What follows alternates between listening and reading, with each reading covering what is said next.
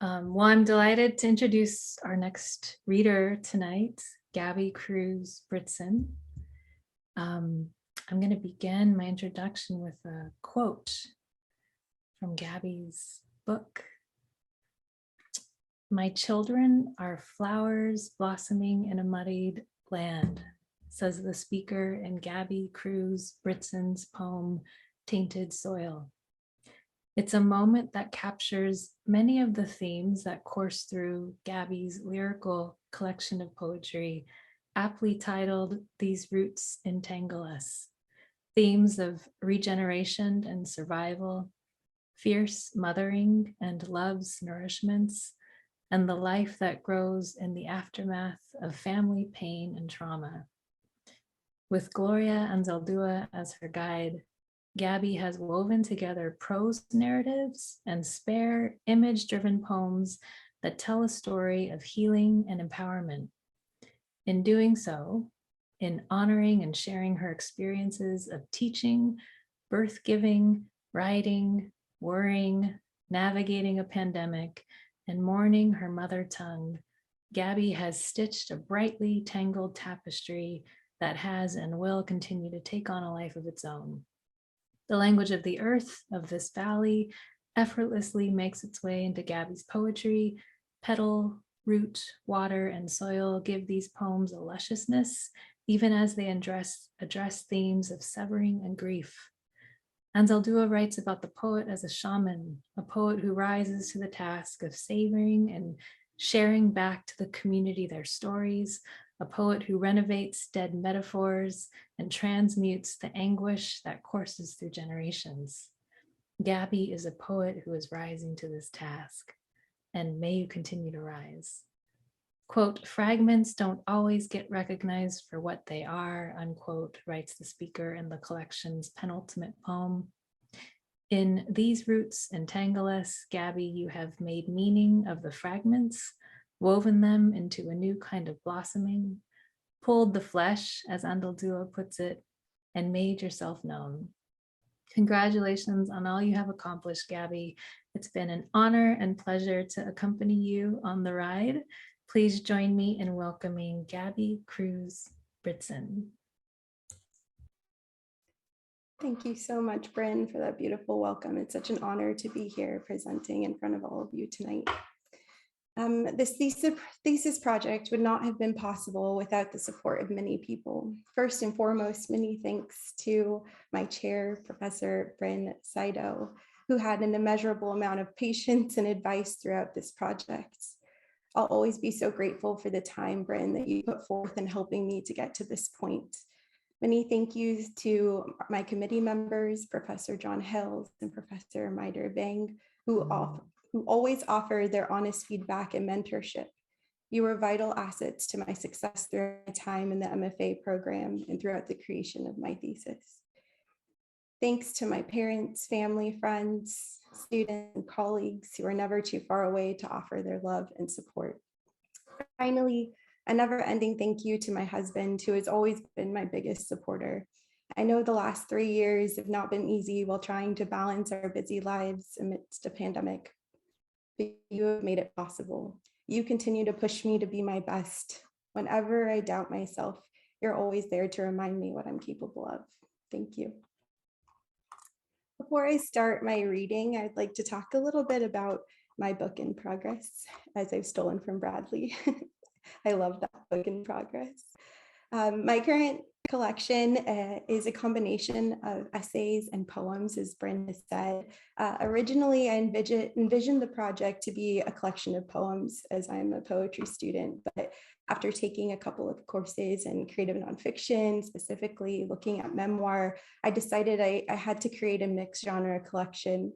I wanted to create a mix of memoir and poetry, and that was because of one of the monumental influences on my time here in the MFA program. I came across Borderlands La Frontera by Gloria Anzaldúa several times throughout my time in the MFA program, and this work reshaped the way I saw my own writing and my own work as an author.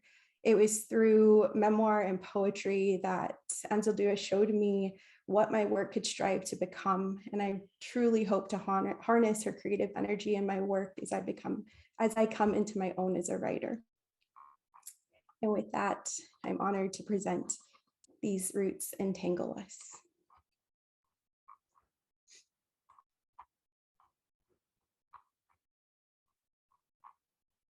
Part 1, Breaking the Dam. I'm going to read an excerpt from chapter 1. Writing for me has always been extremely personal. I have always struggled with the idea of sharing my work. I starkly remember when I was 7 and in the 3rd grade, my teacher caught me outside writing in my journal. I had just transferred to a new school. I knew absolutely no one and was painfully shy. She asked me what I was doing, and I remembered feeling hot, like the feeling you get when you're caught doing something wrong or embarrassing. I told her I was writing and immediately felt like crying. It felt like a guilt-ridden confession. Maybe that's when the inability to read a poem in front of groups or crowds without tearing up or full-blown crying started. She asked me to write something for her. I know she was trying to be nice and show some interest in me. She didn't mean to make me feel the need to take the next day off from school.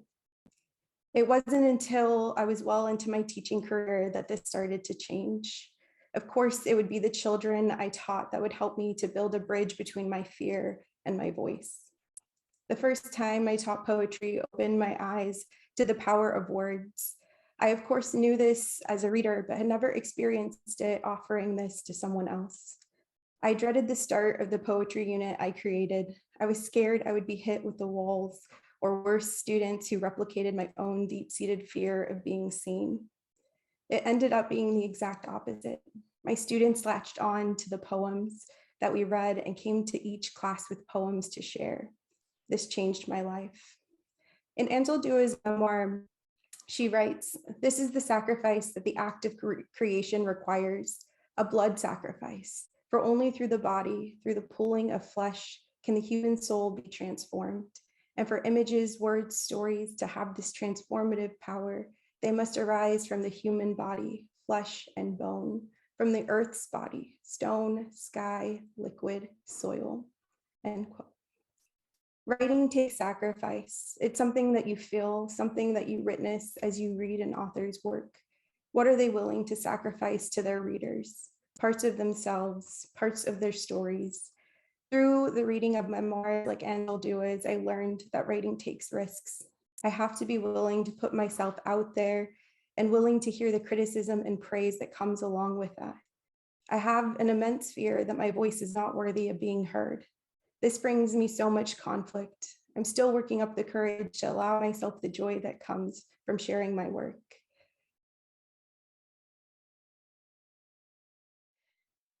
I'm not sure where I left off, but I was beginning to read my first poem entitled "The Right Words." The right words don't just leave my mind, tracing themselves on paper. They are muddy, self-conscious, curling into themselves, growing roots. I was 7 when I figured out how scary the world is when you face blank. The spoiling of my mind wrought. Without turning, I need to be weeded. Flowers don't grow when they are overwatered. Dehydrate me, words escape from me. Petals fall one by one onto a page that I hope to look at again. Maybe this time I will get some answers. The next poem is entitled "Don't Be Afraid." Don't be afraid to fight the inevitable breath towards "it can't get any worse." Hold it there beneath your ribs so it hurts just enough when you breathe to remind yourself to never equate your voice with danger.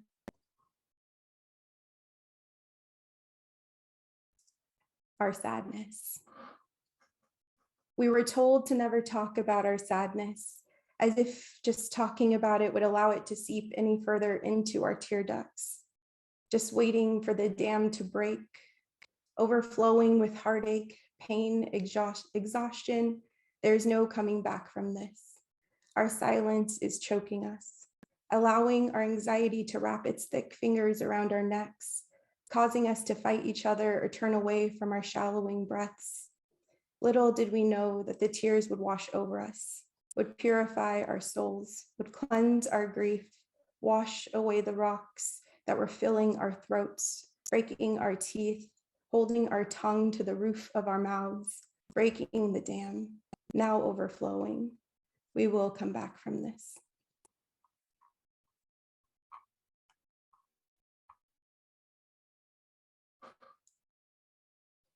Now I'd like to read from part 2, entitled Traveling Home. I'm going to read an excerpt from chapter 2. I was unable to communicate with my paternal grandparents during the time that we had together. My grandparents tried their best to talk with us and get to know us, but the language barrier kept us almost as far as the physical distance between us. Most of my memories were built around the love they displayed through cooking, brushing my hair, taking walks hand in hand. I would not trade these experiences for anything, but I wish I could have sat with them and asked them about their lives and reciprocated with stories about my own. Many of my cousins knew Spanish, and I was always so envious that they grew up with my grandparents close enough to help raise them. We lived in different states for much of our lives, and we only traveled during the summer or winter breaks from school. I felt like a piece of me was missing. I know a piece of me is missing, and I'll never forgive those that made my father feel the need to keep me from owning my full tongue, from feeling like I'm at home. Ansel Dua writes, La Mestiza has gone from being the sacrificial goat to becoming the officiating priestess at the crossroads. As a mestiza, I have no country. My homeland cast me out, yet all countries are mine because I am every woman's sister or potential lover, end quote. I'm coming to a place where I can read passages like these and feel at home, feel a sense of communion with writers who feel as though they are forging a new sense of home for themselves. In recent years, I found myself desperate for travel. It was when reading this passage that I got to sit with why. I'm trying to make all countries are mine a reality for myself and my children. When we travel, I make it a point to call wherever we settle home. I want them to feel as though home travels with them. Home is within themselves. I'm trying to heal myself enough so that they can be whole. The first poem. Sorry, so my internet connection might be going. The first poem I would like to read from this chapter is La Llorona Who Calls to Us. She cries out to us, lost sons and daughters severed from our homeland. She calls to us, lost children who no longer taste the clay dirt that left our parents' mouths, open, parched, thirsty, desperate. Does she wail for my stripped tongue? Generational memory loss, disjointed dreams that try to thread my heart back to my ancestors.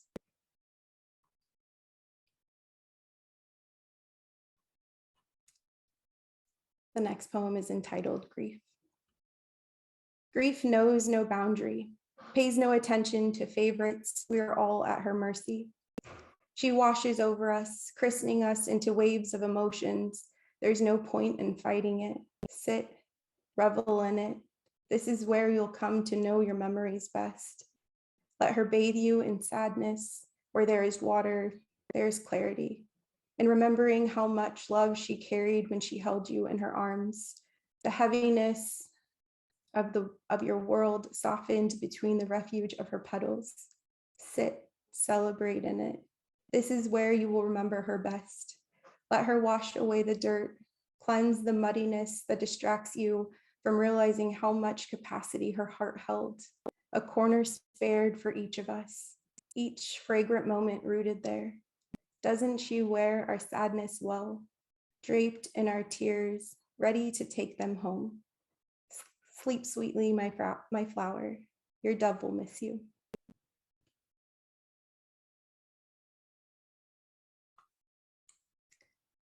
They tried to get rid of our accents. My father told stories of Rulers out, knuckles red, head pressed into the quiet crevice of classroom walls. Told to go back to a home that does not want us either. How did we not realize it would lead to this? To accents escaping from the mouths of my children, whose teeth, now clenched, conceal tongues, held hostage, unloaded, undetonated, detained. With every gasoline-fumed breath they take in, they breathe out less of you.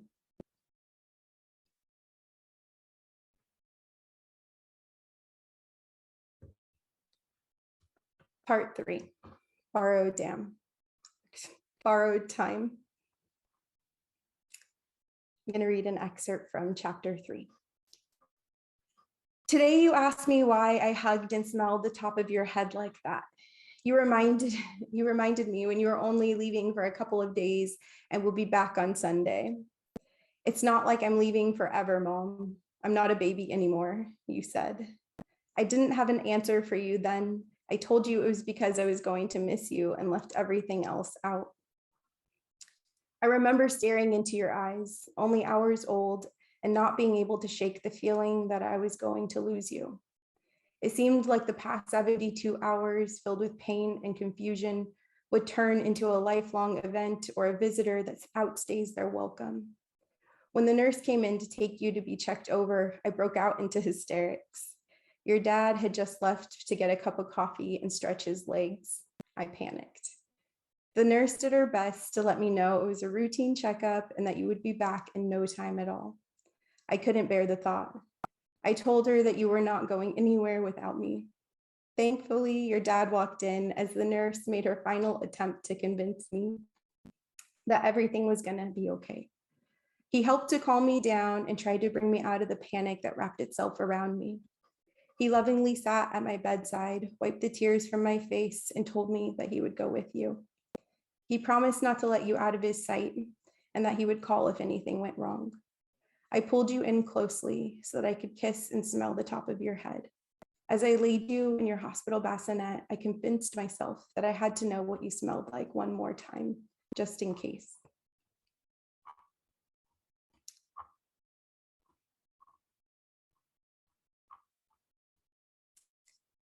As you left on your weekend getaway to San Francisco with your grandma, I couldn't help but shake the feeling that our time together feels borrowed. I meant it when I said I would miss you, but I left out so much of the reason why. I don't want to lose a second of you. I've come to terms with you growing up, but 13 years have come and gone too quickly. I've been gifted 3 incredible children, but it'll never completely fill the hole that lives inside me. I've lost enough already. The first poem in this chapter is entitled Memory Me. You're 3, buckled up on our way to buy groceries. You look through the window, questioning my necessity against your sacred. Stopped at the light, you sighed, told me you missed flying. I told you to memory me into your eyes. You tell me I'm not ready yet. After pausing my minutes with your time teller eyes, we park. I unbuckle you. You stretch, I feel for wings.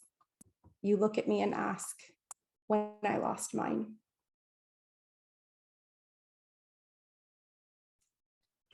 The next poem is entitled The One That Breathed This Empty Space Into Me. Sometimes I wonder if pain is lineal. Maybe she hid dark colors deep, a creeping self into an aching womb, the one where I came to be.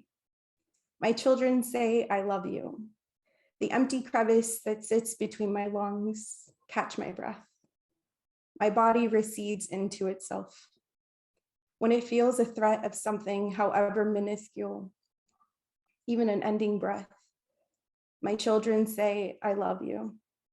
This concaved hole feels punishing for a second, as it begins to bloom dark moments of lost time, missed opportunities, memories filled with guilt I cannot seem to fight anymore.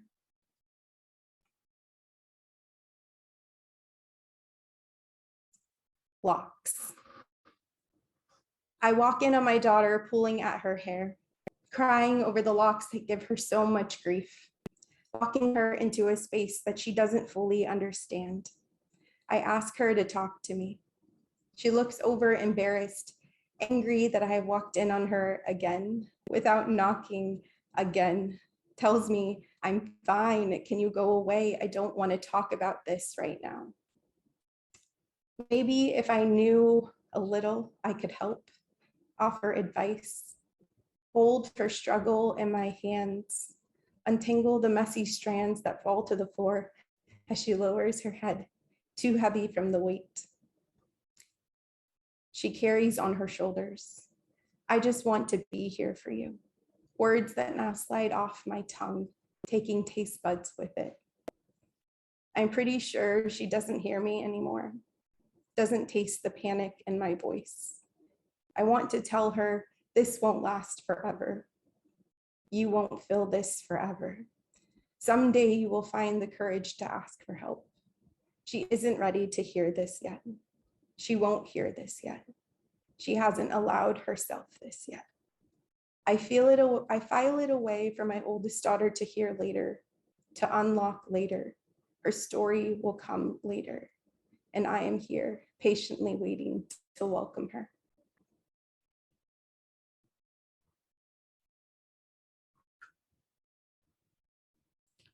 Tainted soil.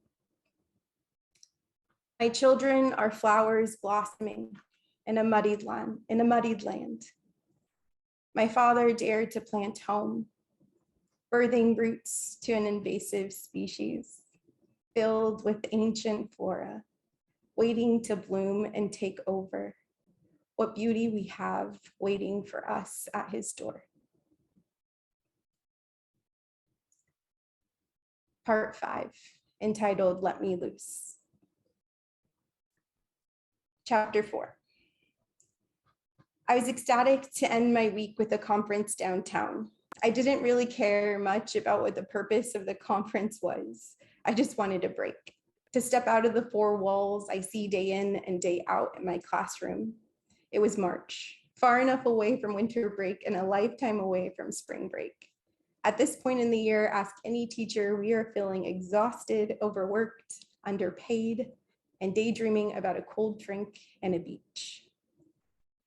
It isn't that we don't love our students or the work that we do, but damn it, teaching is thankless work, and we will take every break offered to remind ourselves of our worth and our value. Even if that means spending a day learning about a curriculum or teaching strategies that we may or may not use.